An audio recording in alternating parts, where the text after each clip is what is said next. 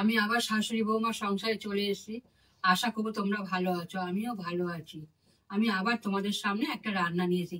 এখন তো গরম পড়েই গেছে। হ্যাঁ, আর কালকে ভীষণ ঝড় বৃষ্টি হয়েছে। আর পাশের বাড়িতে একটা নিম গাছ ছিল, সেই গাছটাও কালকে ভেঙে পড়েছে। আর সেই গাছ থেকে আমি কটা নিম পাতা ডাল নিমের ডাল ভেঙে নিয়ে এসেছি কচি কচি দেখে। আর এই কচি কচি নিম পাতা দিয়ে বেগুন দিয়ে একটা রান্না করে প্রথম পাতে খেতে খুব ভালো লাগে। তাই আমি ওই নিম পাতা দিয়ে আজকে একটা নিম বেগুন করব। কেমন করে করি তোমরা দেখো। কালকে গাছ থেকে ভেঙে নিয়ে এসে সব নিজের হাতে নিয়েছি তো, সব কচি কচি পাতা দেখে আমি গাছের থেকে তুলে ডাল থেকে ভেঙে নিয়ে এসি। এই নিম পাতা দিয়ে আর বেগুন দিয়েই করব। এই কচি কচি নিম পাতা খুব ভালো লাগে খেতে, এই আর খাওয়াও দরকার। এইভাবে আমি নিম পাতাগুলোকে সব ছাড়িয়ে নেব।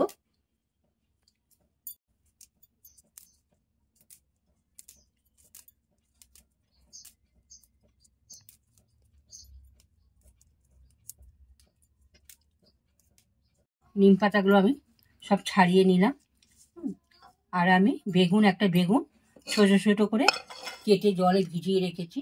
এইভাবে ছোট ডুমডুম করে কেটে নিয়েছি, কেটে আমি জলে ভিজিয়ে নিয়েছি।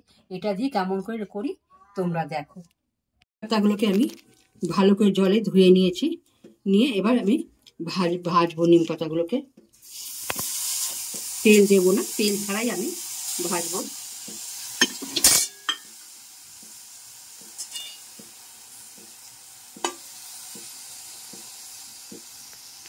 আমার নিম পাতাটা ভাজা হয়ে গেছে, আমি তেল ছাড়াই ভেজেছি।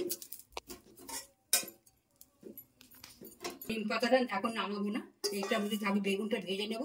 তারপরে আমি গুঁড়ো করে বেগুনের মধ্যে দিয়ে দেবো। এবার কড়াই বসালাম, বেগুনটাকে ভেজে নেব। দিয়েছি, সামান্য একটু তেল দেব আর অল্প কটা সর্ষে ফোড়ন দেব।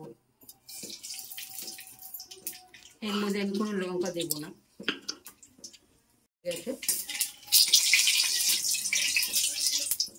এবার বেগুনগুলো আমি দিয়ে দেবো, কাটা বেগুনগুলো সব দিয়ে দেবো।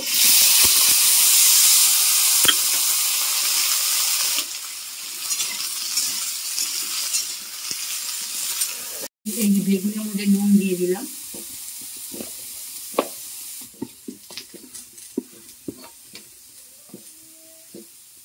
আর দেবো হলুদ। এবার আমি গ্যাসটাকে একটু কমিয়ে দিয়ে বেগুনটাকে ভাজবো।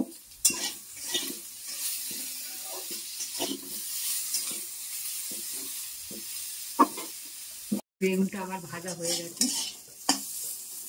এবার আমি এই যে নিম পাতাটা যে ভেজেছিলাম, এবার এই নিম পাতাটাকে আমি হাত দিয়ে গুঁড়ো করে দেবো। এইভাবে গুঁড়ো করলে মুখে খুব ভালো লাগে খেতে, কারণ বড় বড় পাতা থাকে, খেতে ভালো লাগে না। এইভাবে আমি গুঁড়ো করে এবার আমি এই বেগুনের উপরে দিয়ে দেবো। এইভাবে বেগুনের উপরে আমি দিয়ে দেবো এই নিম পাতাটাকে।